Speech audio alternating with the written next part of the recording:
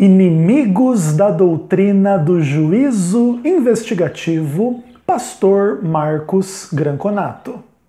Eu sou Ezequiel Gomes, você está no canal Vem Senhor Jesus e hoje nós continuamos a nossa série a respeito da doutrina do juízo investigativo.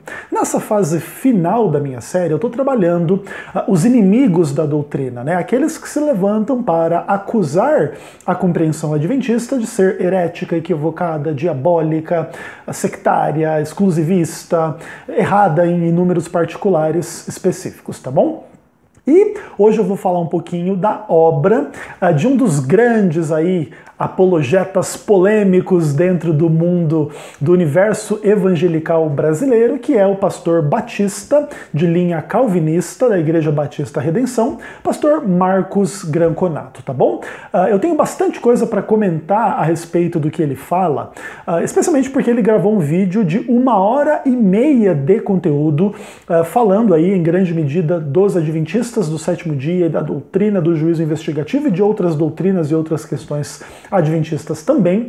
Então é bastante conteúdo, eu cortei as frases que julguei mais pertinentes para a gente avaliar e acho que deu 17 minutos de conteúdo em geral do que eu quero mostrar para vocês do que ele falou nesse sermão dele de 1h30. Inclusive um link para o vídeo completo dele estará na descrição desse vídeo, se você tiver realmente paciência para acompanhar.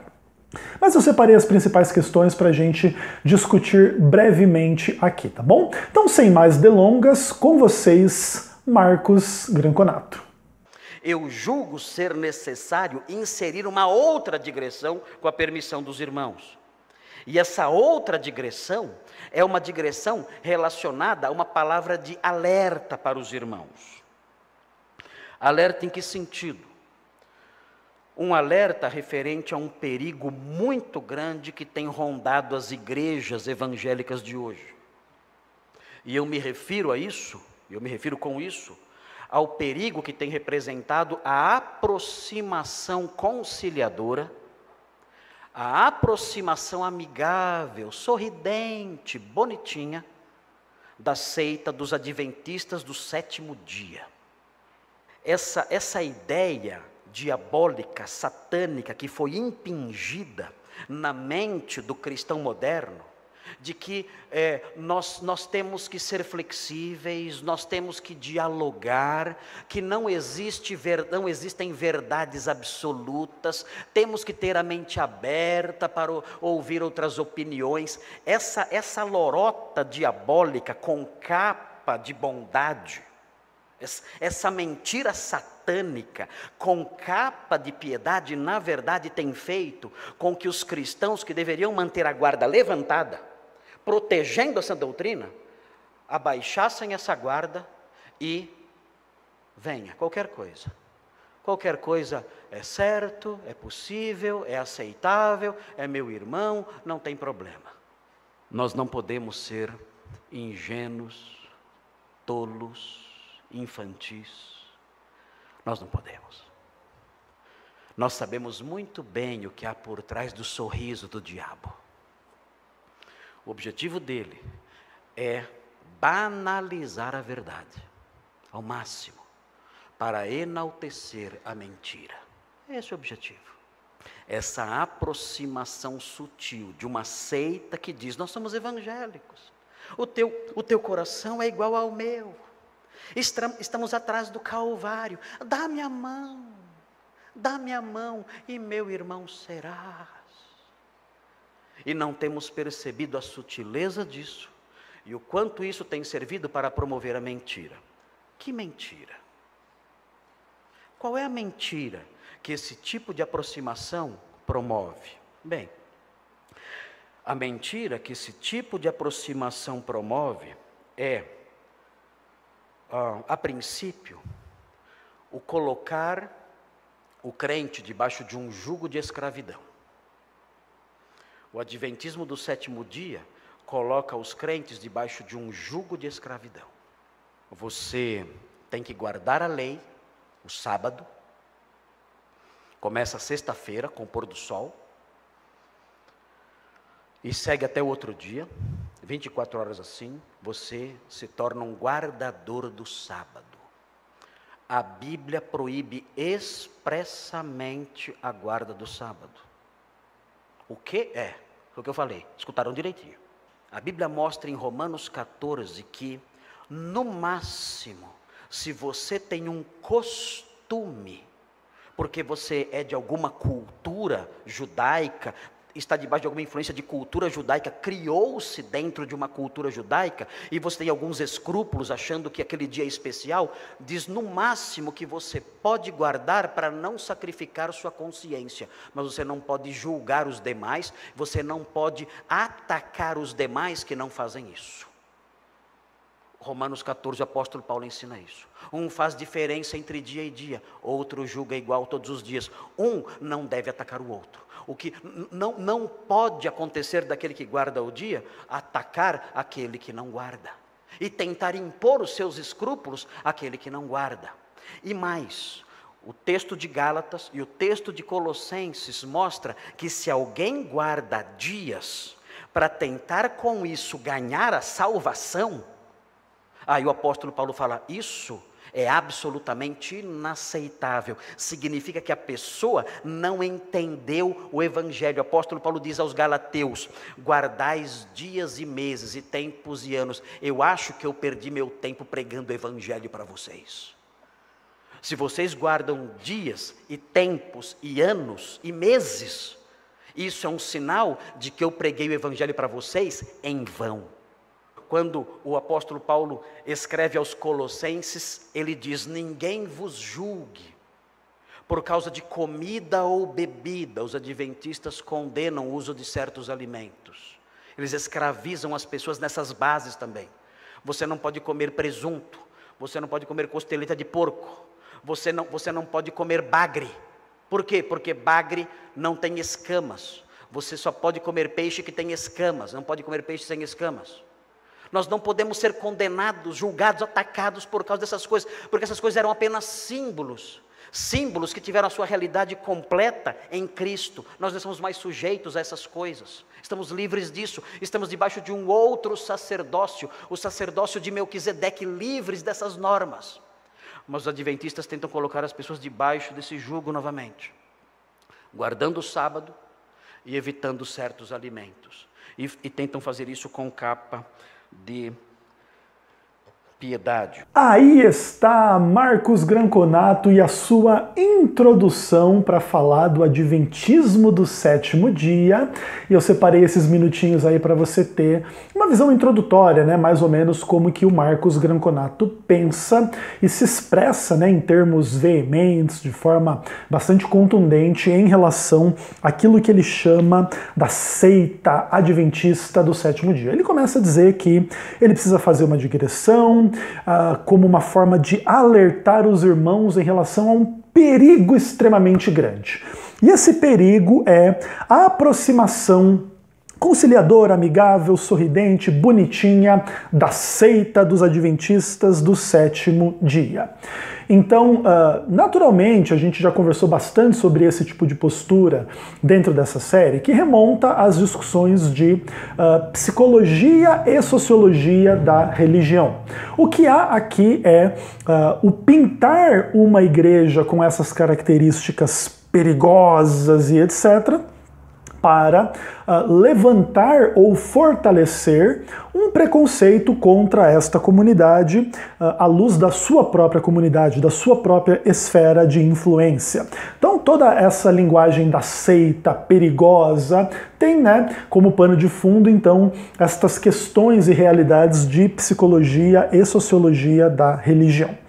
E aí o Marcos Granconato, ele fala que a gente precisa tomar cuidado com uma ideia satânica, diabólica, que é essa ideia de que a gente deve ser flexível, que a gente deve dialogar, que não existe verdade absoluta, que a gente tem que ter a mente aberta para outras opiniões, mas tudo isso é lorota, é uma mentira diabólica com capa de bondade, com capa de piedade. Bom, o Marcos Granconato, ele mistura muitos assuntos em um assunto só, e fica um pouco difícil de julgar a extensão, né, da seriedade daquilo que ele está dizendo. Veja, por exemplo, ele chama de ideia satânica, lorota, mentira diabólica e etc. uma postura flexível de diálogo, tá? Veja, é um pouco complicada esta descrição de uma atitude flexível e né, disposta ao diálogo em relação a tradições diferentes, né? Inclusive, por exemplo, Jesus. Jesus era uma pessoa inflexível e fechada ao diálogo. Jesus, inclusive, contou muitas parábolas para os seus próprios inimigos, né? Estava ali disposto a dialogar. Naturalmente, existe um pouco de uma ideia de que, através das parábolas, Cristo podia falar algumas coisas que, se ele fosse dizer mais diretamente, ele poderia trazer sobre si uma condenação prematura. Inclusive, tentaram matá-lo prematuramente em função de começarem a perceber onde é que ele queria chegar com as suas críticas e com as suas discordâncias em relação a saduceus, fariseus, escribas e etc. Tá? Seja como for, ainda com o perigo de ser morto, Cristo não evitava o diálogo. Às vezes esse diálogo é um diálogo crítico, sim, mas o diálogo crítico também é diálogo, tá bom? Então precisa tomar um pouco de cuidado com essa coisa de que dialogar é algo diabólico, tá? Até porque o evangelho, para ser pregado, ele implica na existência da disposição e da capacidade de dialogar, de falar, de conversar. E você não imagine que você vai pregar uma mensagem de implicações tão graves quanto o evangelho e não vai receber nenhum tipo de contraposição em relação à sua pregação e que você não vai precisar dialogar em função dela, né? Você vai pregar a ressurreição dos mortos, vai ter pessoas que dizem que não acreditam em ressurreição dos mortos, que creem em reencarnação, que não sei o quê, e um monte de outras coisas, que crê que a morte acaba tudo e fim, e coisas desse tipo, entendeu? Então, a disposição de dialogar é uma disposição absolutamente importante para qualquer pessoa que queira pregar o evangelho, dentro do contexto, por exemplo, de uma missão dos cristãos para com os não crentes, os que não conhecem Cristo ainda, e mesmo entre os cristãos, porque aí as interpretações a respeito do que é as doutrinas, ou a palavra de Deus, o evangelho, sei lá mais o que, vão ganhar contornos bastante polêmicos e diferentes entre as diferentes comunidades, e uma disposição de dialogar, inicialmente, não é uma disposição diabólica, satânica e coisas desse tipo. Ainda que, por exemplo, a noção de que não existe verdade absoluta já é uma noção muito mais perigosa e diabólica, daí eu concordo, do que a disposição ao diálogo, tá? Mas o Marcos Granconato é uma pessoa irresponsável com as palavras. Ele coloca diálogo e a afirmação de que não há verdade absoluta, tudo sob o pacote das mentiras satânicas. E aí fica um pouco complicado, né? Então, se você é a favor do diálogo, é como se você fosse a favor do relativismo, que não há verdade absoluta. E não é verdade. Eu sou a favor do diálogo e sou contrário à ideia do relativismo, tá bom? Claro, eu entendo, dentro da discussão entre o que é relativo e absoluto, que existem verdades relativas e existem verdades absolutas, tá? E essas coisas precisam ser bem trabalhadas nos contextos doutrinais, nos contextos comportamentais, de interpretação e de aplicação da palavra de Deus na realidade dos crentes e etc, tá? Mas essa é uma discussão um pouco periférica em relação a isso aqui. Mas existe verdade absoluta, mas nem toda verdade é absoluta, tá? E aí é uma ampla discussão interessante. Então, também creio que nesse ponto também pode ser dialogado, tá? E não é nem um pouco diabólico a gente buscar a capacidade de dialogar. E ela exige uma certa flexibilidade, não de princípios e de convicções, mas da capacidade de se colocar no lugar do outro, pensar como o outro, para entender como o outro pensa, até mesmo para poder discordar de forma até mais intensa e mais profunda, né? Por exemplo, eu abomino o calvinismo, tá bom? Mas estou em diálogo constante com os calvinistas, tanto em termos, né, de conversar com vários deles, como de ler literatura deles, de consumir materiais que eles produzem em termos de pregação. Se eu fosse contra o diálogo, eu só ouviria os adventistas, o que os adventistas têm a dizer, e eu deixaria de crescer em relação àquilo que aqueles que pensam diferente de mim possam, de alguma maneira, contribuir comigo. Então, entendo que as colocações do Marcos Granconato são muito infelizes, muito generalizantes, muito irresponsáveis. Isso já dá o tom um pouquinho da maioria das coisas que ele fala, tá? Os cristãos, eles, por causa dessas mentiras diabólicas aí, do diálogo e da flexibilidade, e de ter a mente aberta a opiniões, eles caíram nas lorotas do diabo, baixaram a guarda, e agora qualquer coisa é possível, qualquer coisa é certa, qualquer coisa é aceitável, é meu irmão e não tem problema. E na verdade, o que o Marcos Granconato pinta aqui é um quadro irreal das relações entre os cristãos, tá? Existem muitos cristãos que são flexíveis, dialogam, mas nem por isso acreditam que tudo é certo, que tudo é possível, que todo mundo é irmão plenamente, em todos os sentidos e etc. Existem cristãos muito flexíveis, muito interessantes, muito abertos a avaliar inúmeras perspectivas e opiniões e que ainda assim delimitam, né? Olha, esse ramo do cristianismo é de fato legítimo, esse outro é herético, esse aqui está correto, são nossos irmãos, esse aqui estão errados, são no máximo uns primos, assim, né? Pronto, os cristãos são capazes de transitar entre essas questões, eles vão discordar entre si dos limites de cada grupo que crê em coisas aceitáveis ou inaceitáveis, e isso faz parte da existência da igreja, da existência da vida, e etc. Tá? Então, o nosso amigo Marcos Granconato, ele pinta as coisas em áreas muito 8 ou 80 que não correspondem à realidade.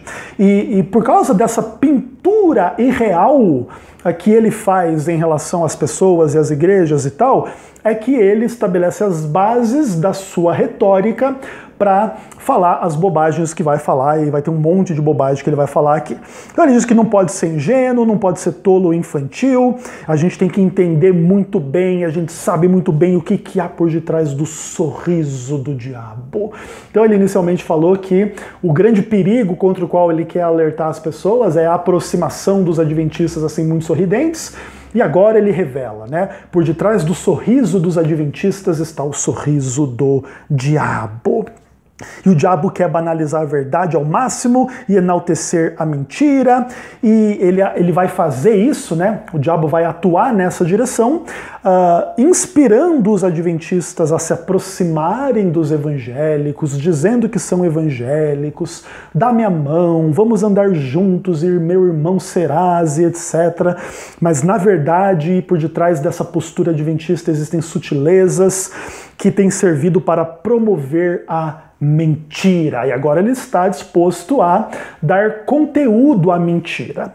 A mentira basicamente é você entender as questões dos adventistas em relação ao sábado e à alimentação, tá? Essa é a mentira.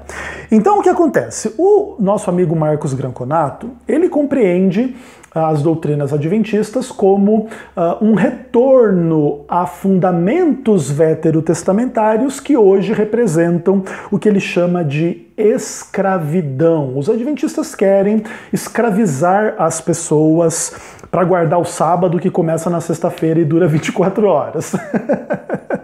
É interessante. E aí começa aquele show de horrores, né? Aquele show de horrores, porque a Bíblia proíbe expressamente a guarda do sábado. Poucas idiotices serão tão idiotas quanto essa num contexto assim do que uma pessoa possa falar, né? Na verdade, como a gente está tratando com uma pessoa de retórica irresponsável, a gente precisa botar um pouquinho o pé no freio, inclusive tentar no processo de vamos pensar assim, num processo de flexibilidade e disposição ao diálogo, entender o que esse cara está dizendo, tá? Na verdade, o que esse cara está dizendo é que num contexto neotestamentário existem alguns textos em Romanos, em Gálatas e em Colossenses que deveriam concluir que as convicções adventistas estão equivocadas em relação à guarda do sábado. Ponto. E trabalhando num paradigma onde as compreensões do Marcos Granconato sobre Romanos, Gálatas e Colossenses estão corretas, então, na verdade, o que existe é no máximo, permissão para que alguns guardem o sábado, mas isso não pode ser imposto porque isso não é uma regra. Em resumo, isso não é uma lei de Deus. pelo menos não nesse momento da história. Inclusive, é bom você saber, inclusive, que o Marcos Granconato, até onde eu sei, mantém uma escatologia dispensacionalista, né? Então a mentalidade dispensacionalista não tem muita dificuldade de sair recortando a Bíblia e dizer que que algumas coisas pertencem a uma dispensação e se tornam irrelevantes na outra dispensação, tá bom? É por causa disso que um dia Deus mandou guardar o sábado e agora Deus proíbe expressamente a guarda do sábado, mas ele só permite a guarda do sábado no contexto de Romanos 14 se você nasceu num contexto judaico. E você não pode impor isso para ninguém. Bom, já há uma contradição interna dentro da retórica do Marcos Granconato. Ou Deus proíbe expressamente a guarda do sábado, ou ele a permite em determinados contextos. Porque se ele a permite em determinados contextos, não há uma proibição da Bíblia quanto à guarda do sábado, correto? Então você já percebe a confusão, a contradição interna no pensamento do Marcos Granconato, então não espere muita coerência da parte da sua retórica. Mas agora que eu já trabalhei de uma forma um pouquinho mais flexível, mais dialogal aquilo que ele quer dizer com essas bobagens que ele fala, a grande questão que nós precisamos trabalhar é que, de fato, se o nosso amigo Marcos Granconato, dentro da sua visão dispensacionalista, estiver correta, a Bíblia é um livro extremamente confuso e enganoso, porque agora a Bíblia, que proíbe expressamente a guarda do sábado, descreve nos 10 mandamentos o famoso texto: lembra-te do dia de sábado para o santificar. 6 dias trabalharás e farás toda a tua obra, mas o 7º dia é o sábado do Senhor teu Deus. Em 6 dias fez o Senhor o céu, a terra, o mar e tudo que neles há, e ao 7º dia descansou. Por isso o Senhor abençoou o dia de sábado e o santificou. O grande ponto é que o Deus que ordena a guarda do sábado nos 10 mandamentos agora muda de ideia no Novo Testamento e proíbe expressamente a guarda do sábado. E aí nós precisaríamos trabalhar não somente a contradição interna no pensamento do Marcos Granconato em relação a Romanos 14 e Gálatas e Colossenses, mas a própria contradição do Deus do Marcos Granconato, né? Que uma hora ele manda guardar o sábado, outra hora ele proíbe guardar o sábado e etc, tá? Isso é um problema extremamente grave. Além do mais, o que acontece? O Marcos Granconato ele tenta pintar um quadro onde basicamente é o seguinte: Gálatas e Colossenses diriam que guardar dias e anos para tentar ganhar a salvação significa que a pessoa não entendeu o evangelho e Paulo perdeu o tempo dele pregando o evangelho para essas pessoas. Bom, não existe no texto de Gálatas ou no texto de Colossenses a conexão clara entre guardar o dia, mês, ano, sei lá mais o que, para ganhar a salvação, tá bom? Ou seja, o Marcos Granconato não está fazendo uma boa exegese de Gálatas nem de Colossenses para simplesmente pregar o não me condene, porque eu não posso ser julgado por essas coisas, tá? Então, o que está acontecendo aqui? Simplesmente o uso de algumas questões presentes na carta aos Romanos, aos Gálatas e aos Colossenses para pregar o tipo assim: eu não preciso guardar o sábado, não me julgue por causa disso, e inclusive também não me julgue por causa de comida e bebida, porque a igreja adventista escraviza as pessoas nessas bases de comida e bebida também. Você não pode comer presunto, não pode comer costeleta de porco, não pode comer bagre, que absurdo! Porque o adventismo escraviza as pessoas com base em restrições alimentares. Bom, o que eu gostaria de colocar em relação a isso, bem simples e de forma bastante direta, é que se restrições alimentares significam escravidão, escravizar pessoas, o que você, Marcos Granconato, faz com Atos capítulo 15? Porque em Atos capítulo 15, dentre várias coisas que foram pedidas, né, dos gentios que se convertiam a Cristo, é que eles não comessem carne de animais sufocados e com sangue. Então perceba assim, meu amigo Marcos Granconato, como que funciona isso aqui então? Então a igreja do Novo Testamento está impondo escravidão para que, com regras alimentares, que o gentio não pode comer animais sacrificados, e, sufocados e com sangue, etc. Explica pra gente aí, Marcos Granconato. Acho que jamais explicará, né? Então veja, ao final das contas, a retórica é: nós estamos debaixo de um outro sacerdócio de Melquisedeque, estamos livres dessas normas, né? Interessante, então nós estamos livres das normas da guarda do sábado e das distinções alimentares, né? Que a palavra de Deus coloca claramente ali no Antigo Testamento. Bacana! Então será que os ladrões podem dizer que eles também estão livres de guardar o mandamento não furtarás? Que os adúlteros estão livres de ter que guardar o mandamento não adulterarás? E se de fato assim for no maravilhoso dispensacionalismo do Marcos Granconato, a gente imagina o nível moral da Igreja Batista Redenção, né? Mas caso não seja exatamente esse o caso, aí fica Tiago 2,10 para a reflexão dos irmãos da Igreja Batista Redenção, aquele que guardar toda a lei de Deus. Não adultera, não rouba, não mata? Ah, legal, parabéns para vocês. Mas tropeça em um só ponto, tipo assim, a guarda do sábado, se torna culpado de todos, tá bom? Porque aquele que disse não adulterarás, diz também não matarás. Se você não adultera, porém matas, vens a ser transgressor da lei. E olha que engraçado, essa mesma lei que diz não matarás e não adulterarás, diz lembra-te do dia de sábado para o santificar. Então fica aí uma breve aula de Novo Testamento para vocês, Tiago 2, versos 10 a 12. Belezinha? Mas olha, esse vídeo já tá ficando grande e a gente tem muita bobagem da parte do Marcos Granconato ainda para ouvir. Dá uma olhadinha aí. Os adventistas nunca se aproximam de nós dizendo que são adventistas, eles nunca fazem isso.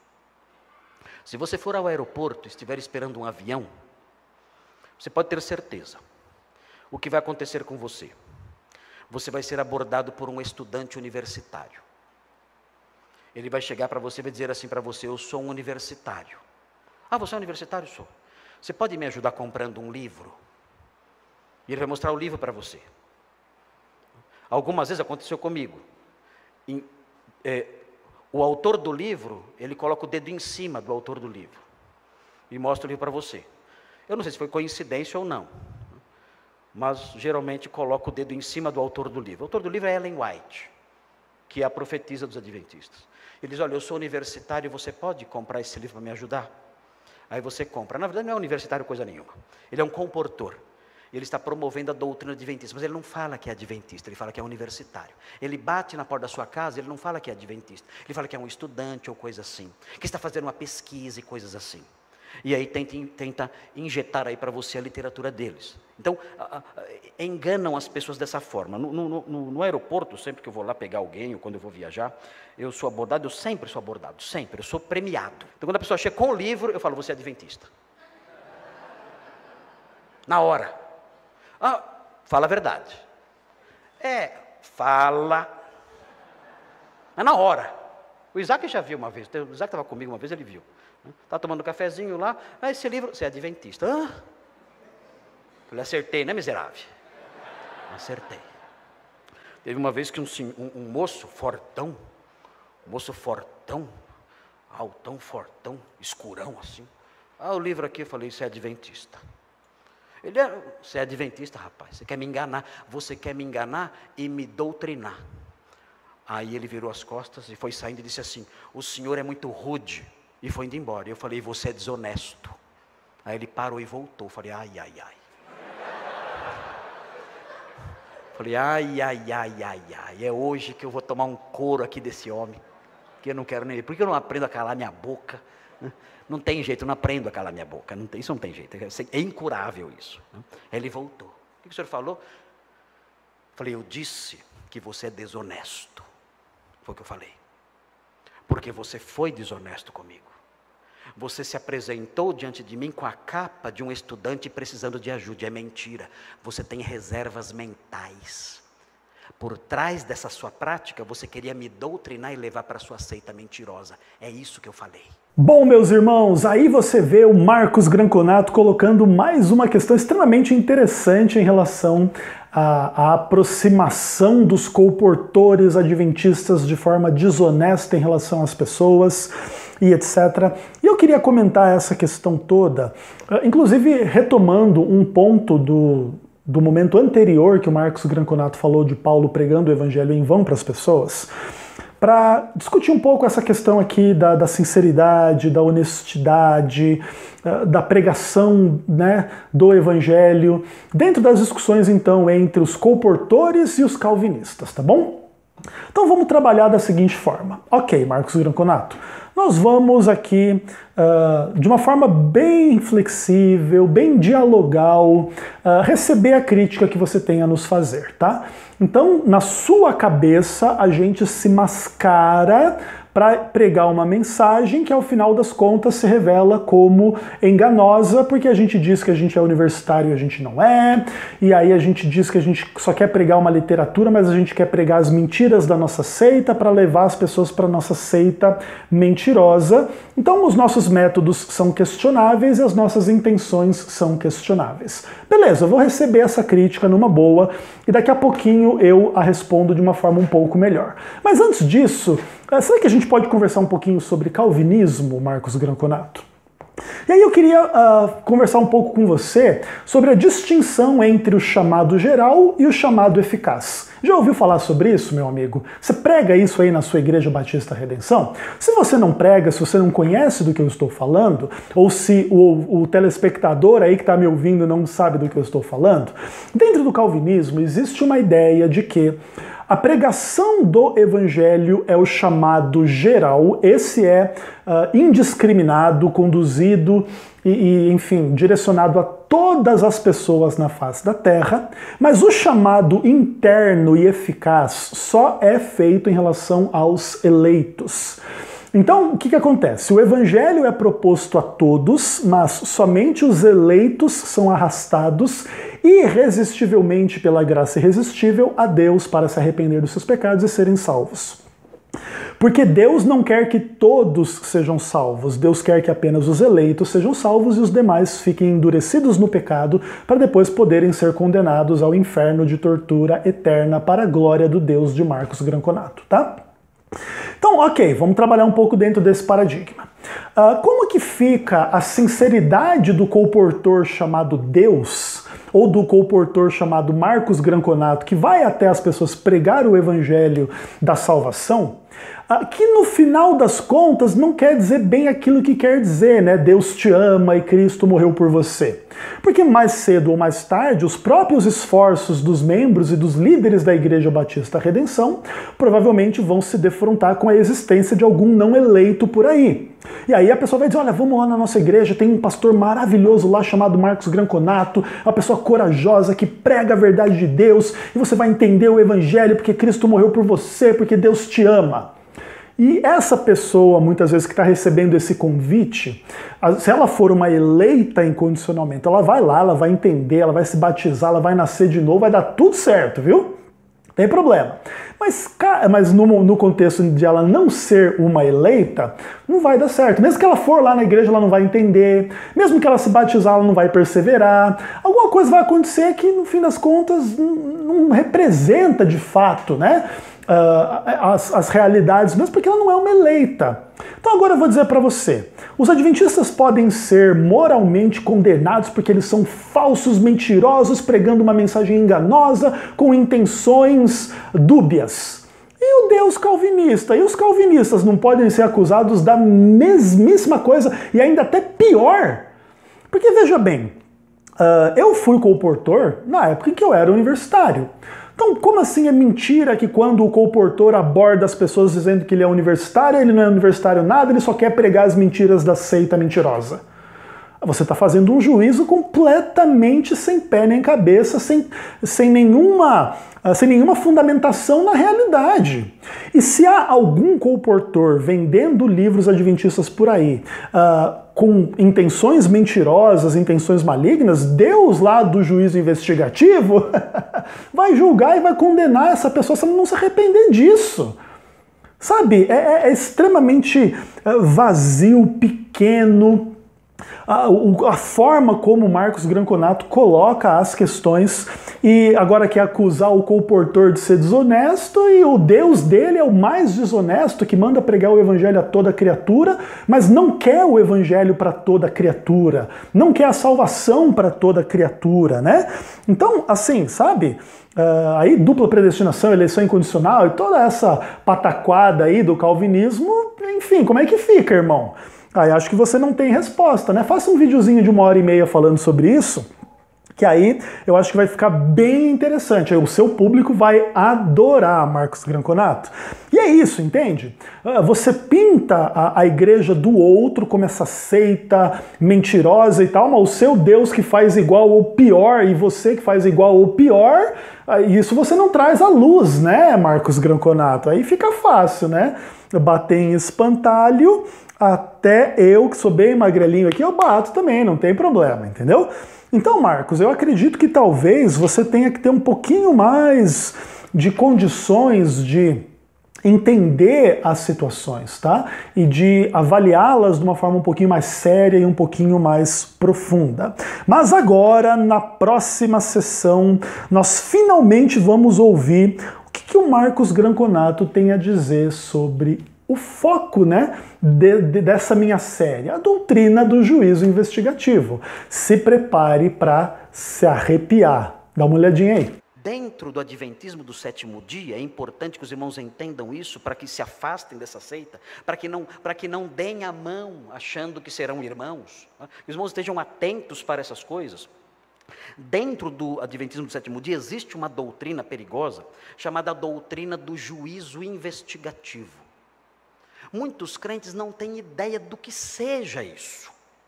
E eu quero explicar para os irmãos o que é isso, o que é essa doutrina do juízo investigativo. O que isso propõe? A doutrina do juízo investigativo, irmãos, ela nasceu de um erro, ela nasceu de um pecado, de uma falha terrível, de uma mentira deslavada, e ela se constitui num dos desvios doutrinários mais assustadores que há, um desvio doutrinário que ofende, que cospe na cruz de Cristo. E entre as pessoas que acreditaram nessa história, estava a jovenzinha, a Ellen White, para azar dos adventistas. Por quê? Porque ela endossou essa visão, e agora, como ela é uma profetisa, é entendida como inerrante e infalível dentro desse movimento, tudo que ela falou tem que ser defendido a ferro e fogo.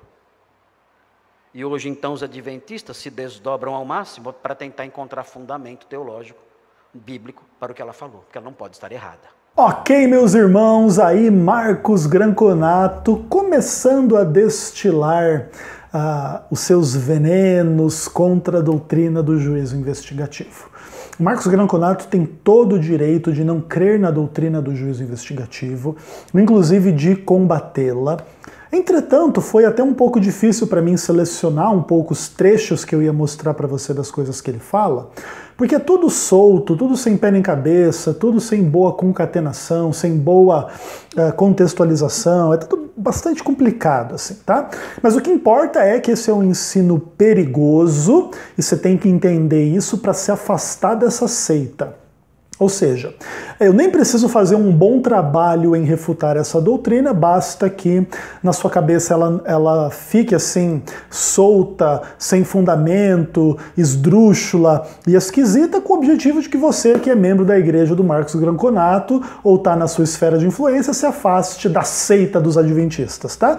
Esse é o único objetivo desse tipo de pregação, não é informar, nem mesmo refutar, né? É simplesmente tratar temas a respeito da doutrina adventista sob a luz mais ignorante possível para excitar ou fortalecer o preconceito entre as pessoas. Criar o preconceito em quem ainda não tem preconceito e fortalecer o preconceito de quem já tem o preconceito, tá?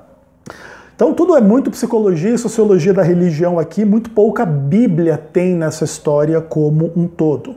A Bíblia é só um acessório para... Tá vendo essa interpretação de Daniel 8 aqui? Ah, não faz nenhum sentido, né? Olha que idiotice, né? E passa pra frente. Fim, né? É interessante. Eu cortei algumas partes que ele fala de Daniel, acho que eu nem mostrei pra vocês aí nesse momento, porque é muito ruim, assim, sabe? É muito ruim mesmo, mas o link tá na descrição do vídeo. Se você realmente tiver coragem de assistir esse treco por completo, fica à vontade, tá? Mas é interessante a linguagem do Marcos, né?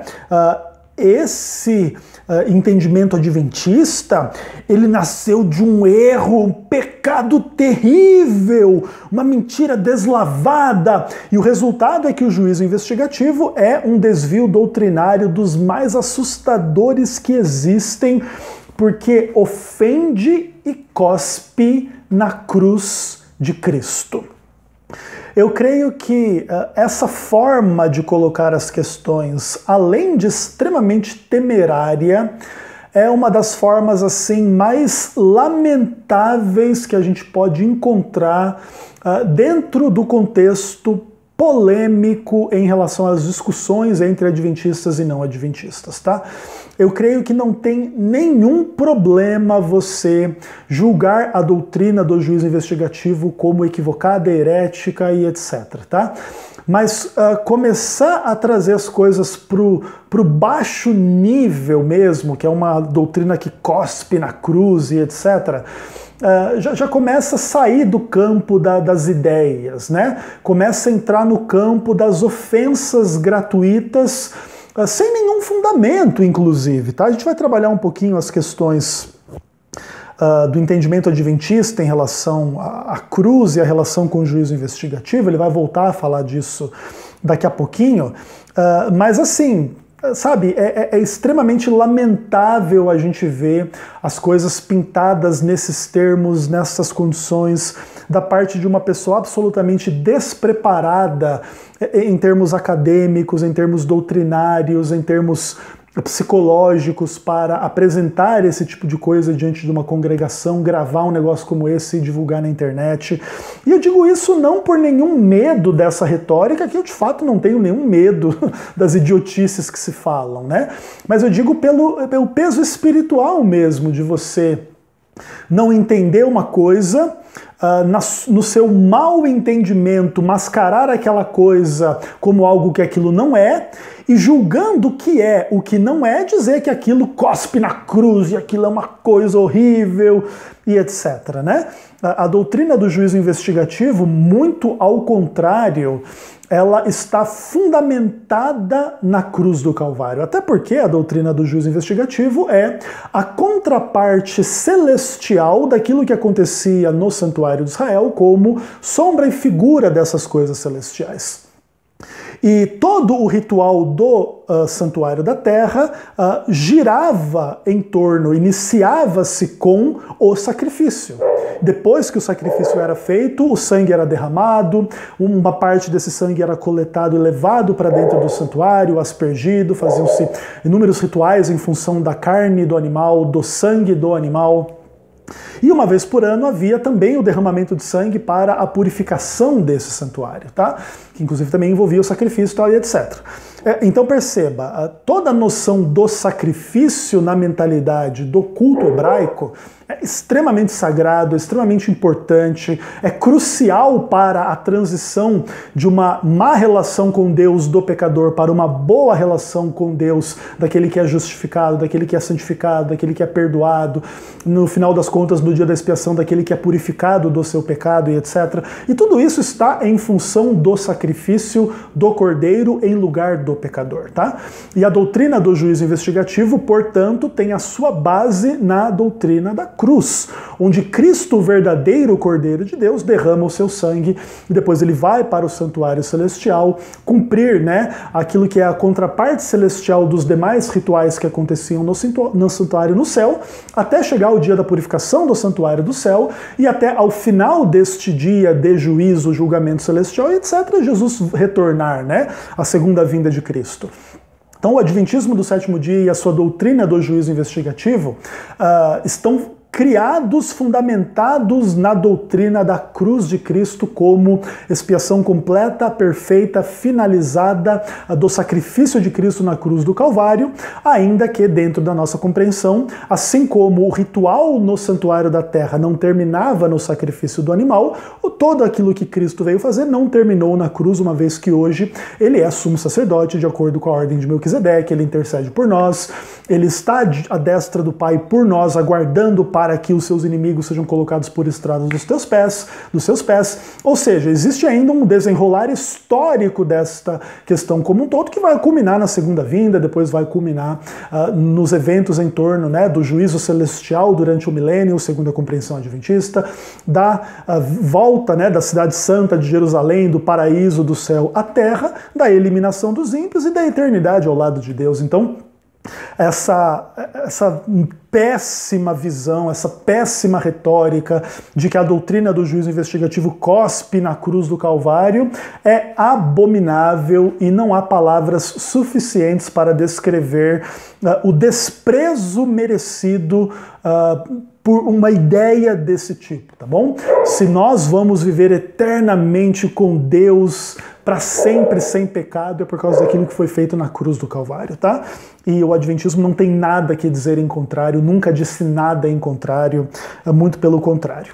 E aí o nosso amigo Marcos Granconato cai na vala comum, no lugar comum, para colocar tudo isso nas contas da tal da Ellen White, que é a tal da profetisa inerrante infalível da Igreja Adventista do Sétimo Dia.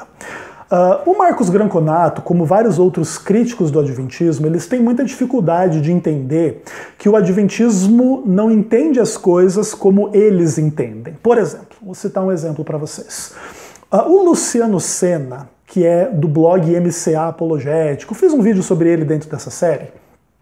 Ele gosta muito de falar que os adventistas são hereges, dentre outras razões, porque eles não creem na visão calvinista da inerrância bíblica, tá?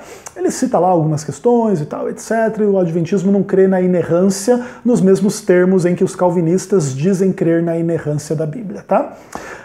Aí é uma ampla discussão, uma questão bem interessante, inclusive tem um artigo do pastor Amin Rodor sobre isso. Vou ver se eu encontro esse artigo e coloco no link da descrição desse vídeo. Se eu esquecer, você vê no link e não tiver, você me cobra nos comentários aí que eu coloco, tá? Às vezes eu digo que vou colocar alguma coisa na descrição e esqueço. Mas eu vou tentar lembrar e colocar o link aqui embaixo para vocês, tá? Então o que acontece? Aí você pode entender um pouquinho melhor as questões da inerrância bíblica dentro do pensamento adventista. Então, olha que interessante. Os evangélicos têm um pouco de uma noção de que a palavra de Deus é inspirada e por ser inspirada é infalível, tá? E ela é infalível e perfeita, inerrante, etc.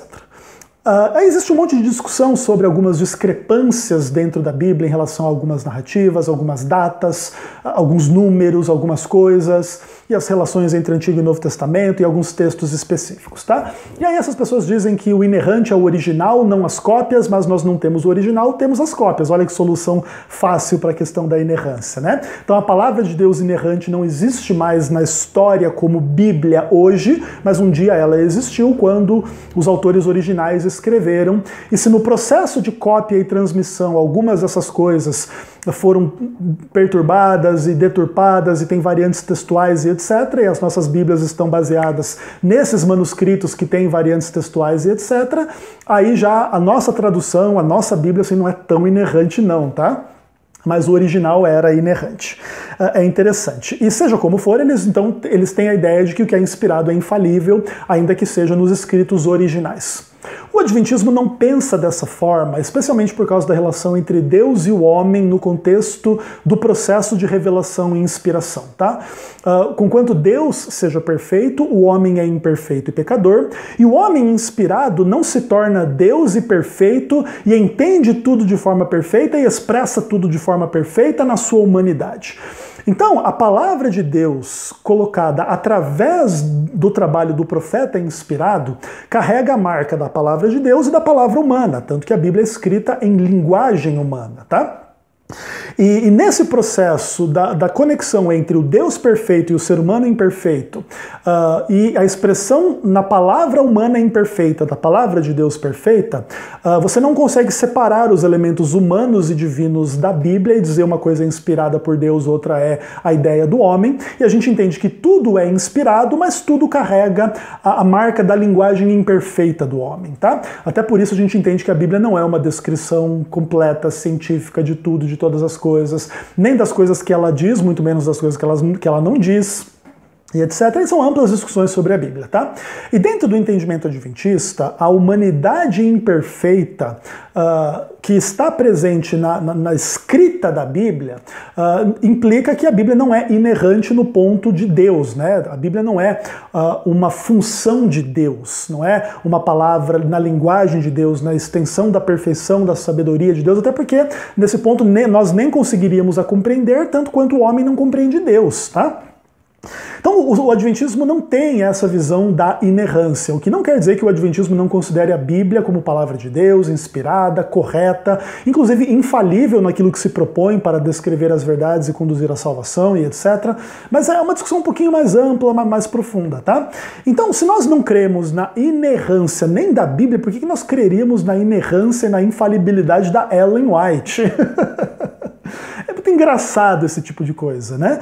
Essa discussão é uma discussão super interessante, mas nós, adventistas, não a entendemos nos moldes em que o Marcos Granconato a entende, né? Então ele diz assim, olha, o que na verdade o Marcos Granconato está querendo dizer que é o seguinte, que os adventistas consideram Ellen White inspirada, e que, à luz da compreensão da inspiração do Marcos Granconato, inspiração é sinônimo de infalibilidade, então deve ser lógico que os adventistas consideram a Ellen White infalível, inerrante, etc.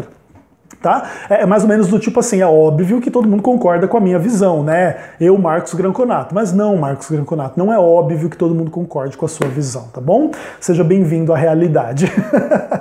Então é isso, e o Marcos Granconato agora tenta trazer tudo a Ellen White, porque o Adventismo quer defender a Ellen White de toda e qualquer maneira, tá? Já falei um pouco sobre isso dentro dessa série, inclusive já existe toda a base bíblica de tudo aquilo que a gente defende em relação à nossa doutrina, e Ellen White, inclusive dentro desse ponto, é secundária e descartável no ponto de que não precisamos dela para fundamentar ou defender a nossa doutrina.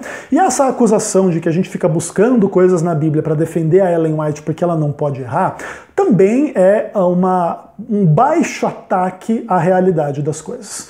É bem verdade que no Adventismo existe uma divisão entre aqueles que, de alguma maneira, creem de forma explícita ou implícita, direta ou indireta, que Ellen White é essa profeta inerrante, e aqueles que compreendem que Ellen White cometeu equívocos e etc. Tá? Equívocos de ordem ou histórica, ou doutrinária, ou científica, e etc. Tá? Existe uma ampla discussão sobre isso dentro do Adventismo, mas o fato é que muitos dos nossos teólogos, inclusive que creem na doutrina do juízo investigativo, têm algumas reservas e algumas discordâncias em relação a algumas coisas que a Ellen White disse, inclusive sobre o juízo investigativo, tá bom? Por exemplo, Ellen White diz no livro Grande Conflito que a cena de Daniel 7 é a mesma de Apocalipse 20. Eu, Ezequiel Gomes, adventista, creio na inspiração de Ellen White, etc., creio que Ellen White não está correta nesta aplicação, nesses termos, desta forma. Eu não creio que a cena de Daniel 7 seja a mesma cena de Apocalipse 20, lá em relação ao trono, tal, e etc., tá?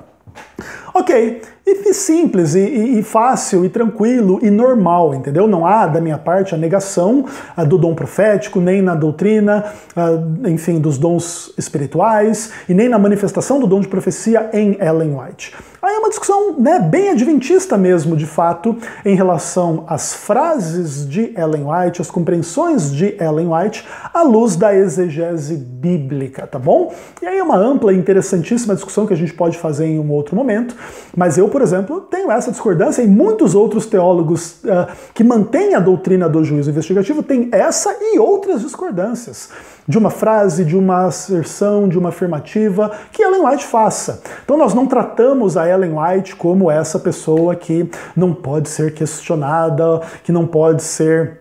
que ninguém pode ter uma opinião contrária a dela dentro do Adventismo do sétimo dia, até porque isso iria contra a própria doutrina da Ellen White, que prega que nós devemos defender e definir tudo pela Bíblia e pelo princípio sola escritura, ainda que o Marcos Granconato naturalmente não tenha muita capacidade de avaliar esta presença do princípio sola escritura dentro do Adventismo, dada a superficialidade com que o Marcos Granconato trata as questões de uma forma geral. Belezinha? Então vamos continuar a ouvir um pouquinho mais do que ele tem a nos dizer sobre a perigosíssima doutrina do juízo investigativo. Dá uma olhada aí.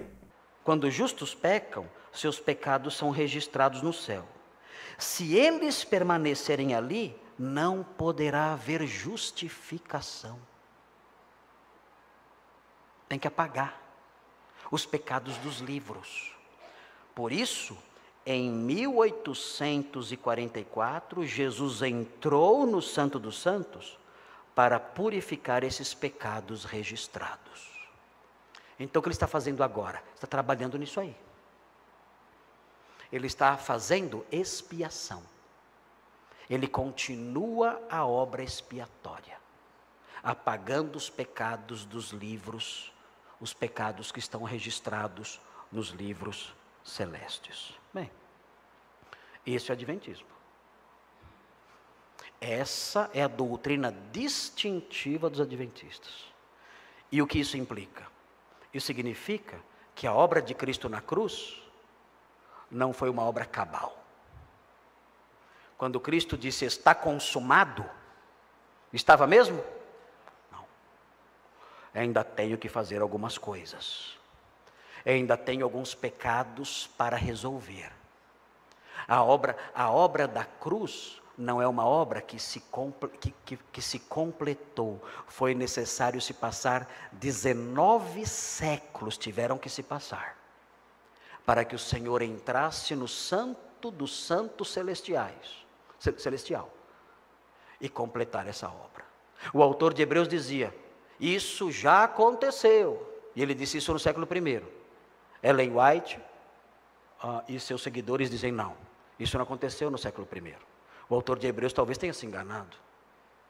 Isso aconteceu só no século XIX, no dia 22 de outubro de 1844. A obra da cruz não resolveu o problema do pecado. Havia uma ação celestial ainda por fazer. A obra de Cristo no Calvário não foi suficiente. Era necessário complementar essa obra através do juízo investigativo. Pergunta: uma doutrina que reduz o impacto e a eficácia da cruz de Cristo vem de quem? Quem é o autor? Quem está por trás de uma doutrina que reduz a eficácia, a eficiência plena e a plenitude do efeito da obra de Cristo na cruz? Essa doutrina é procedente de quem? Meus irmãos, somente o diabo pode ter criado isso. E o diabo criou isso para engendrar no coração dos crentes medo. Medo de não ter algum pecado apagado do livro. E viver debaixo da escravidão da lei. Ok, aqui então, finalmente o Marcos Granconato coloca aí as questões realmente de conteúdo, daquilo que ele entende que é ruim, errado, equivocado dentro da doutrina do juízo investigativo. Ele pinta a questão dos pecados dos justos e dos registros celestiais, do permanecer os registros ali ou não, ou terem que ser apagados e tal, como Cristo ainda fazendo expiação, a partir de 1844, continua a obra expiatória, apaga os pecados e etc. E aí ele diz assim, esse é o adventismo do sétimo dia, essa é a sua doutrina distintiva. O Marcos Granconato, portanto, ele pinta a nossa identidade e a nossa doutrina de uma forma bastante superficial, trazendo para o seu público evangélico temas com os quais eles não estão muito acostumados. E é interessante essa conclusão dele. Isso aí que é o adventismo, viu? Querendo dizer assim, isso aí, essa confusão, essa bobagem, essa coisa da qual você nunca ouviu falar na sua vida, e etc, tá? Só que o que mais me chama a atenção é o que ele diz que isso implica. Em que tudo isso implica, então, no final das contas? Significa que a cruz não é uma obra cabal. Está consumado? Não. Ainda há algumas coisas a resolver. Existem pecados a serem resolvidos. A obra da cruz não se completou. Só 19 séculos depois é que Jesus vai para o lugar santo dos santos do santuário completar essa obra. O autor de Hebreus já dizia, isso já aconteceu no século I. Mas Ellen White e os seus seguidores dizem não. Isso não aconteceu. O autor de Hebreus talvez tenha se enganado e só aconteceu lá em 22 de outubro de 1844. Bom, velhas táticas do espantalho, né, pessoal? Eu já expliquei um pouco que a doutrina da cruz não é negada em nenhum ponto da doutrina do juízo investigativo e nem a frase está consumado, né? Inclusive fiz um vídeo nessa série de meia hora falando só sobre isso. O que acontece é que a vinda do Messias em duas etapas, primeira e segunda vinda, cria aquilo que a gente chama de tensão escatológica, que tem a implicação da tensão soteriológica, e tudo aquilo que foi feito na primeira vinda de Cristo ainda não se concretizou em última instância na sua segunda vinda, tá? O reino de Deus já veio, mas ainda não veio. A salvação já veio, mas ainda não veio. A redenção veio, mas ainda não veio. E todas essas questões do já ainda não são defendidas à luz da palavra de Deus, sem nenhum recurso a Ellen White ou sem nenhuma negação daquilo que a Bíblia ensina, nem na carta aos Hebreus, nem em lugar nenhum, tá? Na minha série, inclusive, aqui eu trouxe dezenas de horas aí de conteúdo só sobre a carta aos Hebreus. Eu creio que eu gravei 15 vídeos nessa série sobre Hebreus, tinha mais 15 de uma série anterior, se dá cada vídeo uma meia hora e 30 vídeos, 15 horas de conteúdo, talvez até um pouco mais. Tem vídeo meu aqui nessa série sobre Hebreus, de 1h30 de conteúdo, tá? Só de exegese da carta aos Hebreus, da leitura da carta aos Hebreus, que inclusive destrói o calvinismo por completo, né? Se alguém acha que o adventismo tem algum problema com a carta aos Hebreus, você tem que ver o que o autor de Hebreus faz com o calvinismo. Destrói completamente, tá? Mas é engraçado o teólogo calvinista vir dizer que essa conversinha aqui, a implicação da compreensão adventista é que a cruz não é uma obra cabal, que é mentira.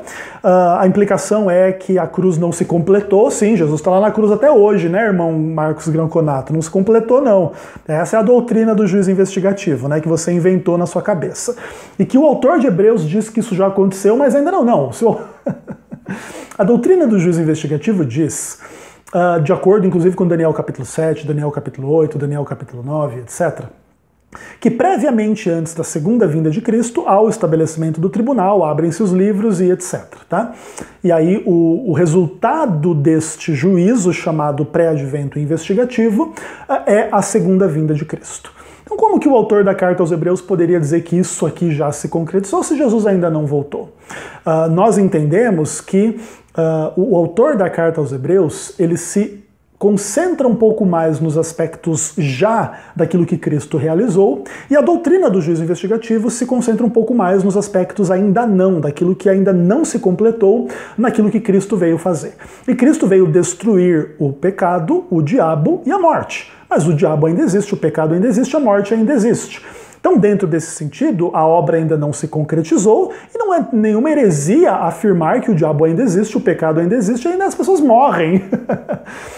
O que implica que a obra começada na cruz só vai terminar dentro desse sentido, quando todo mundo for sem pecado e imortal no paraíso e o diabo e todos os seus anjos e todos aqueles que o servirem forem aniquilados e deixarem de existir. Ponto, tá? Inclusive, essa é a segunda morte, o lago de fogo, tá bom, Granconato? Então é isso. Então, dentro da visão adventista, não existe nenhuma negação que o sacrifício na cruz foi completo, está terminado, foi perfeito, foi aceito e etc. Tá bom? O que existe é que esse sacrifício não teve as suas implicações últimas ainda trazidas para a história, o que só acontecerá no final do juízo investigativo que começa em 1844 e termina no final do milênio, nos eventos em torno da descida da Cidade Santa, de acordo com o livro do Apocalipse, tá bom? Então a visão adventista é uma visão diferente da visão da maioria dos cristãos? Sim. Em relação ao milênio, em relação a Daniel, em relação ao Apocalipse? Sim. Mas a heresia não está do lado de cá, tá bom? Que fique claro, ainda que também a gente possa discutir as questões de uma forma um pouquinho mais específica. Eu já fiz vídeos específicos sobre Daniel 7, Daniel 8, inclusive trazendo as visões de Augusto Nicodemos, de Hernandes Dias Lopes, aí grandes estudiosos, etc., e fazer os contrapontos para que fique um pouco mais claro, né? Os motivos e as bases do entendimento adventista e da discordância adventista em relação às compreensões dos demais, tá? Aí o Marcos Granconato diz assim, né? Não, porque na visão adventista a obra da cruz não resolveu o problema do pecado, porque ainda havia uma ação celestial ainda por fazer, né? O Calvário não é suficiente, ele precisa ser complementado com a obra do juízo investigativo. Bom, o que acontece é que dentro da visão adventista, a doutrina do juízo investigativo é a contraparte celestial daquilo que acontecia nos rituais do Santuário da Terra. E como o sacrifício não era o fim dos rituais do Santuário da Terra, a cruz não é o fim das questões relativas ao ministério celestial, tá bom? E portanto, a nossa convicção de que há uma obra celestial posterior à cruz não é uma negação da cruz, mas é uma afirmação da cruz no contexto da doutrina do Santuário da Terra, com as implicações para a doutrina do Santuário Celestial.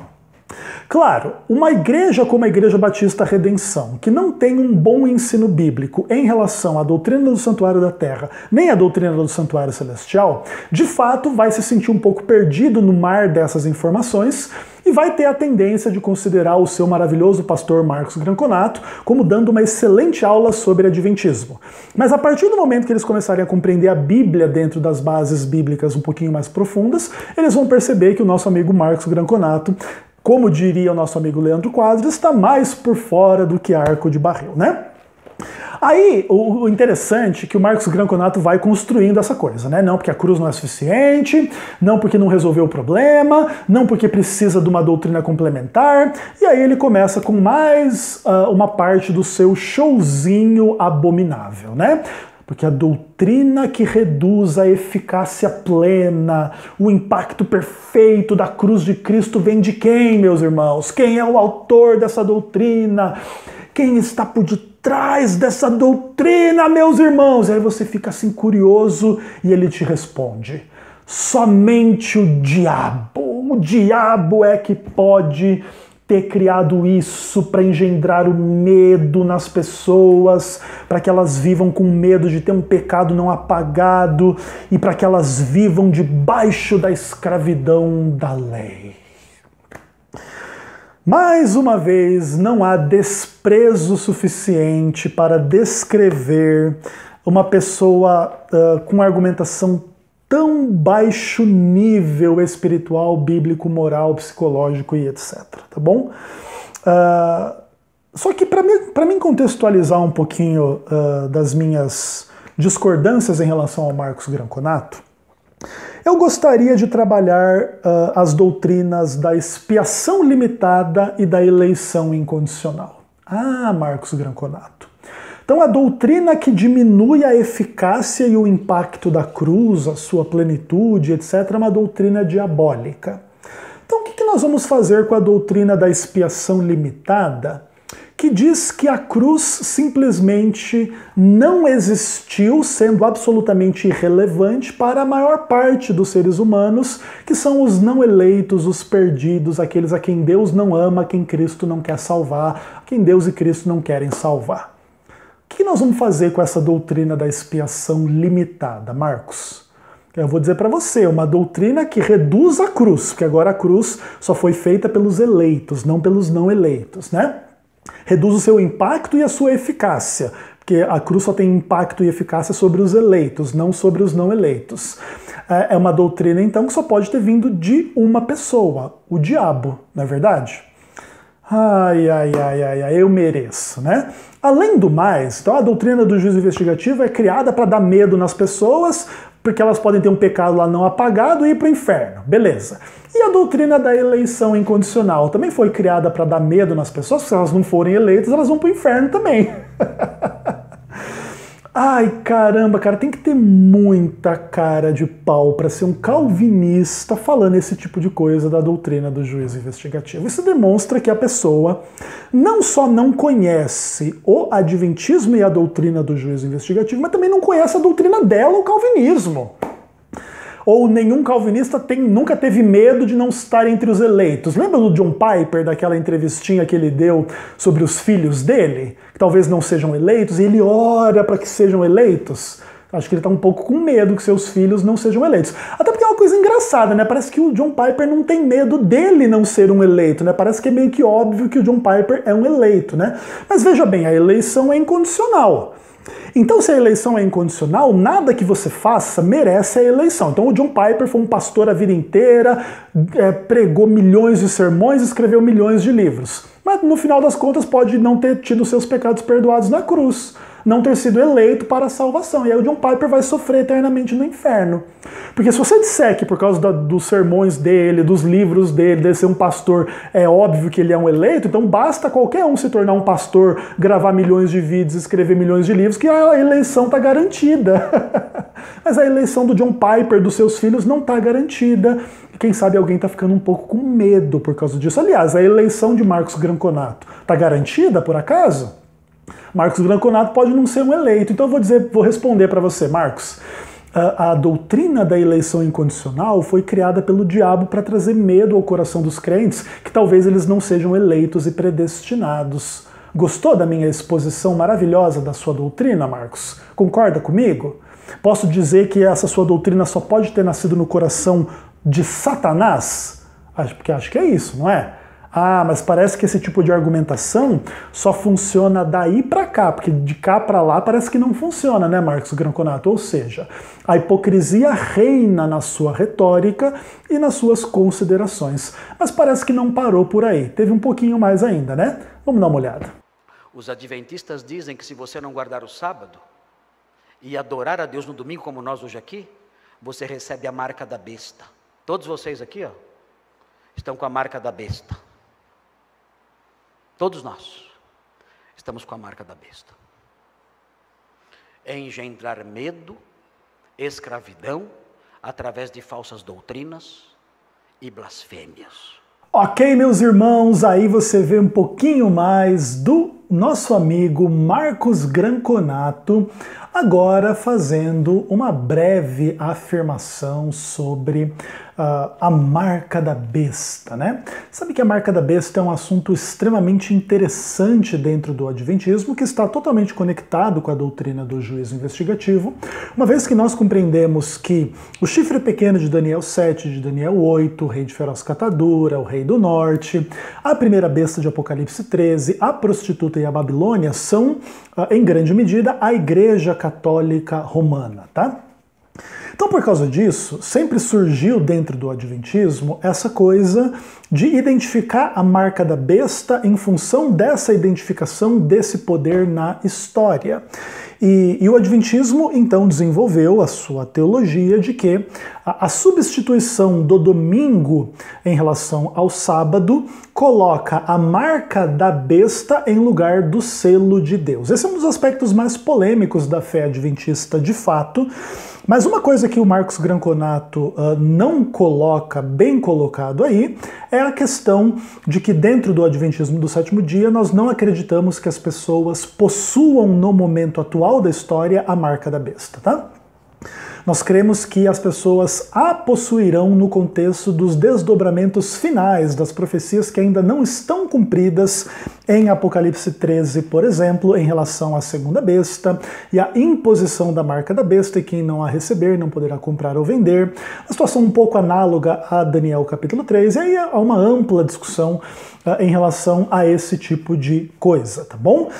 O Marcos Granconato, naturalmente, não está nem um pouco preocupado em explicar essas coisas, até porque senão ele teria que explicar de onde é que vem a guarda do domingo e da Bíblia é que não vem, e aí o catolicismo manda um abraço para o Marcos Granconato, né?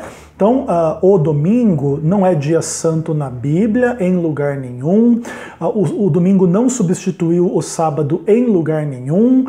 O domingo não é o sábado cristão em lugar nenhum da palavra de Deus, ainda que os teólogos reformados, aqueles que são teonomistas, né, aqueles que acreditam na lei de Deus e etc e tal, eles tentem, né, manipular o texto bíblico para rebaixar o sábado e exaltar o domingo. Inclusive, talvez dentro de um processo meio parecido com aquele que o Marcos Granconato tinha dito anteriormente, de rebaixar a verdade e exaltar a mentira, né? Interessante, é mais ou menos a mesma coisa que se faz aí em relação a esse tipo de coisa nos embates entre os protestantes, que dizem que seguem o princípio sola escritura, e os adventistas é que são os hereges que seguem a Ellen White.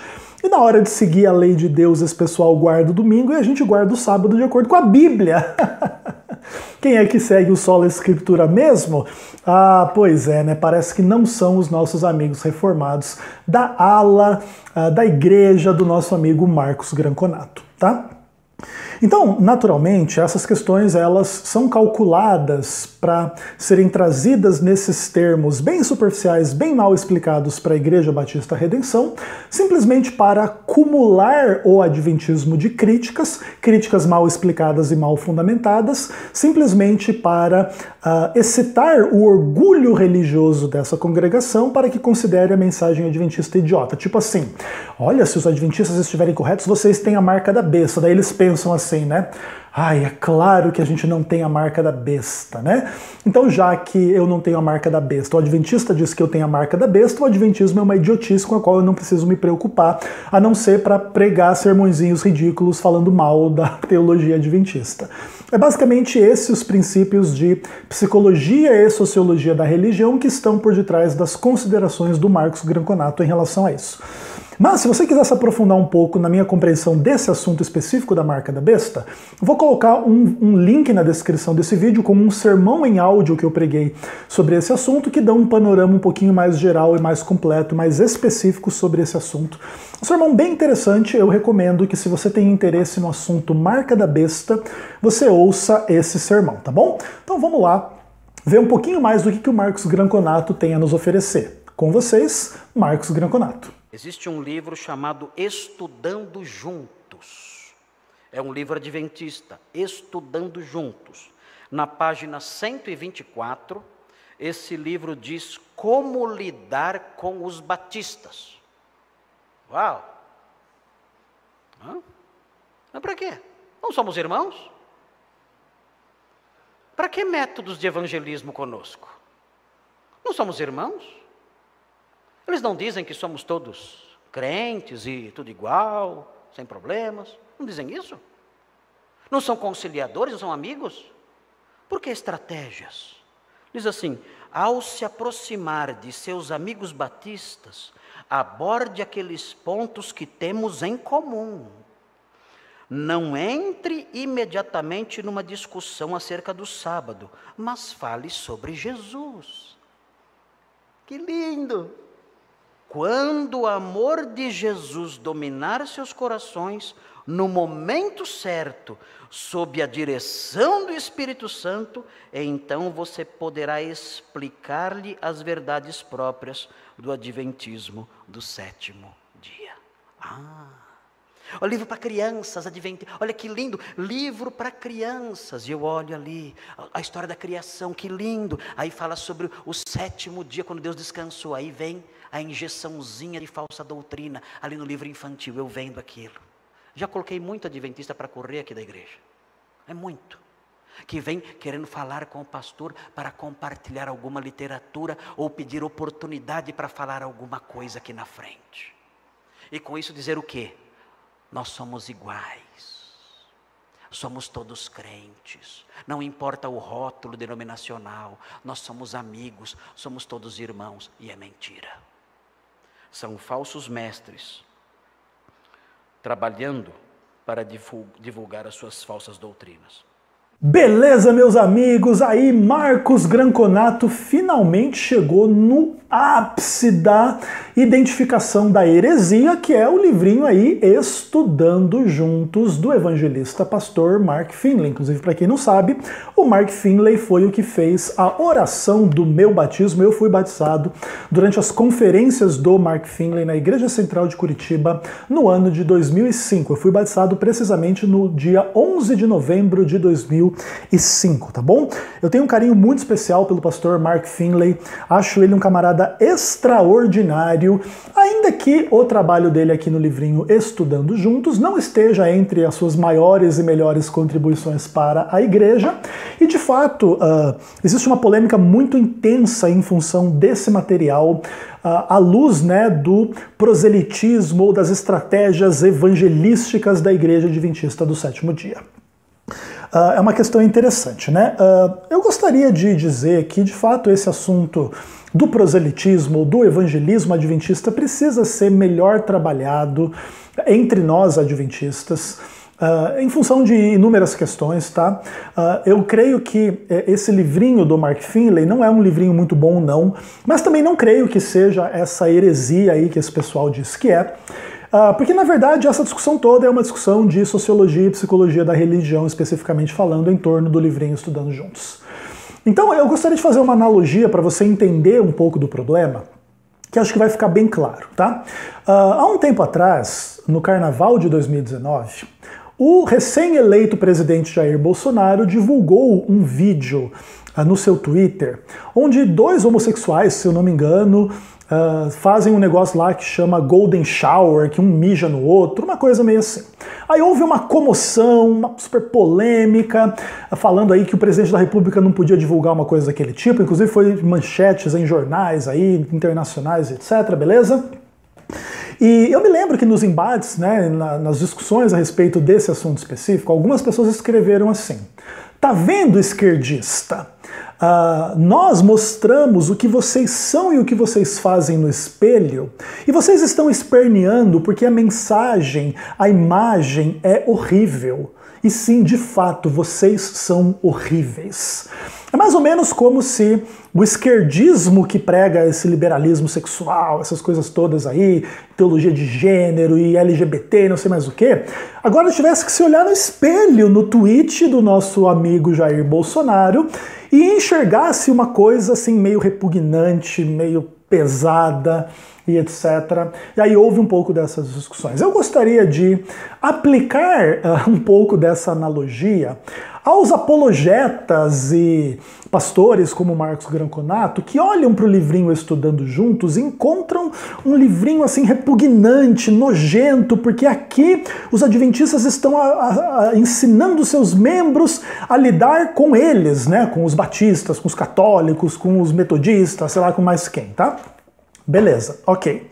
Só que olha que coisa interessante, essas pessoas que acham esse livrinho aqui repugnante fazem materiais para estudar junto com os adventistas, para tirar os adventistas da sua seita e levar para a igreja deles, que é o cristianismo verdadeiro no caso, né? Então imagine que um João Flávio Martinez, um Marcos Granconato, esse pessoal todo aí, pinta e borda dizendo que o livro Estudando Juntos é uma seita porque está querendo ensinar você a lidar com o evangélico XYZ. Mas quando ele faz a mesma coisa, não, ele está cumprindo a missão, né, de tirar as pessoas das seitas diabólicas.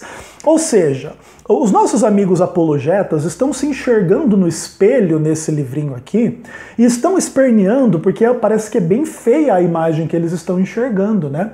Você ir na igreja do outro, falar mal da igreja do outro para trazer para sua igreja. E o adventismo de fato faz isso? Vamos discutir um pouquinho mais isso no futuro?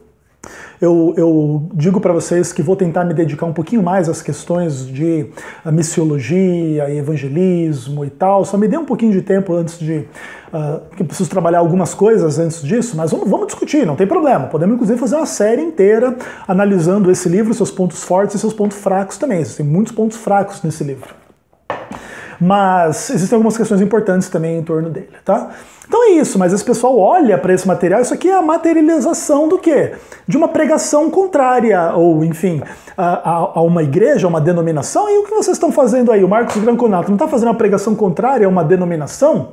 Ah, mas quando Marcos Granconato faz isso, a igreja verdadeira está se resguardando, está protegendo o rebanho, está cumprindo a missão, mas quando o adventismo faz isso, aí é uma heresia sectária, imensa e etc, né? E essas estratégias e tal. E aí ele fala um pouco assim, né, de que os adventistas se apresentam de forma muito sorrateira, um livrinho para criança, falando da criação, do sétimo dia da criação, e aí tá a injeção da falsa doutrina. Não, deixa eu entender então, Marcos Granconato.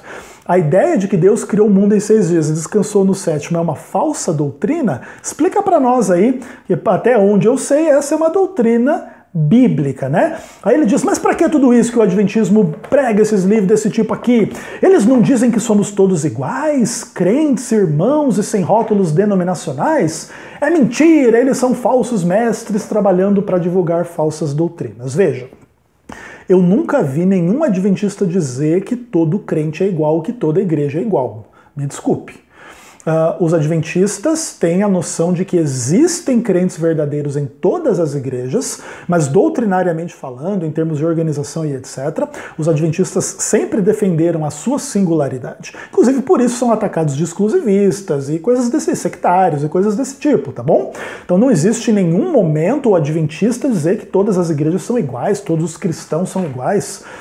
Pelo contrário, né? Jesus falou que tem joio e trigo no meio da igreja, como é que não vamos dizer que todo mundo é igual? Faz nenhum sentido, tá? Então, mais uma vez, o Marcos Granconato simplifica uma discussão complexa para bater nos adventistas e já está cansando aqui, agora é bater no Marcos Granconato, né? Então vamos para a parte final logo do vídeo dele, para eu depois voltar e fazer as minhas considerações finais. Dá uma olhadinha aí, Marcos Granconato. Há vários vídeos em que cientistas criacionistas evangélicos aparecem dando palestras em comunidades adventistas, exibindo nos slides o logo da seita adventista. O site da Sociedade Brasileira de Design Inteligente, que é o site de um cientista crente. Esse site, Sociedade Brasileira de Design Inteligente, conta com o patrocínio dos adventistas. Ao que parece, esses cientistas estão acreditando que vale tudo para defender o criacionismo. Porém, não devemos esquecer que o criacionismo não é a nossa mensagem principal. Nossa mensagem principal é o evangelho puro de Cristo, não o criacionismo, livre das mentiras das seitas. Esses homens, porém, associando-se ao adventismo para defender o criacionismo, estão dando força à mensagem mentirosa de uma das seitas mais perniciosas e diabólicas da atualidade. De nada adianta promover o criacionismo que enaltece o Deus da criação e endossar o adventismo que diminui o Deus da cruz. Belezinha, pessoal, fechou a conta então. Agora o Marcos Granconato briga com os cientistas evangélicos que se unem aos adventistas na bandeira do criacionismo, porque na verdade o criacionismo não é a nossa mensagem principal, não. A nossa mensagem principal é o evangelho puro de Cristo, livre das mentiras, das seitas, e etc e tal, tá? Que o adventismo, quando ele ganha esses apoios dos criacionistas e tal, esses criacionistas evangélicos acabam fortalecendo, né, a mensagem adventista, que é uma mensagem imensamente diabólica e perniciosa, seita perigosa, e no final das contas é a frase de efeito, né? De nada adianta promover o criacionismo que enaltece o Deus da criação e endossar o adventismo que diminui o Deus da cruz. Bom, eu reputo como vazia a crítica do nosso amigo Marcos Granconato, até porque ele não traz nenhum fundamento sólido para dizer que a doutrina do juízo investigativo diminui a cruz de Cristo. Inclusive, dentro desse ponto, fica bem claro que ele não entende a doutrina do juízo investigativo e as dinâmicas das relações entre o santuário da terra e o santuário do céu.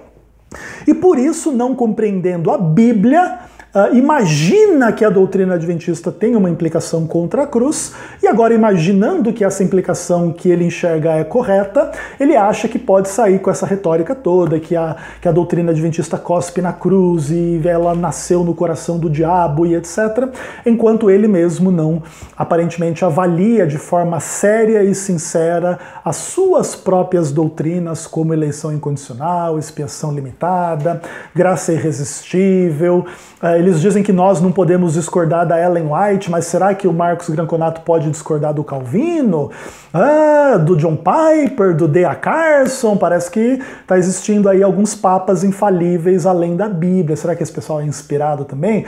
Basta dizer que não é inspirado, mas tratá-lo como se fosse inspirado infalível, que você evita os problemas, né, Marcos Granconato? E por aí vai. E assim é que vai sendo levada adiante a obra anti-adventista no Brasil, por pessoas de argumentos rasos, de pouquíssimo conhecimento bíblico e de baixa estatura psicológica e moral para trabalhar as questões, uma vez que os seus discursos são enviesados e cheios de mentiras, enganos, erros, e abominações de uma forma geral, beleza? Então fica aí os meus contrapontos ao Marcos Granconato, fica aí o meu repúdio às suas afirmações, às suas convicções, às suas conclusões, e creio que dentro do breve espaço de tempo que tive para rebater, acho que fiz um bom trabalho no ponto de trazer algumas discussões à luz e quem sabe alguém que gosta do Marcos Granconato possa levar tudo isso em consideração e compreender melhor as questões. O meu vídeo aqui vai ficar com mais ou menos 1h30 de conteúdo, que é mais ou menos o mesmo tempo lá que o Marcos Granconato gastou falando as bobagens que ele falou. Então creio que acho que está mais ou menos empatado aí, 1h30 para um lado, 1h30 para o outro. E aqui jaz mais um inimigo da doutrina do juízo investigativo.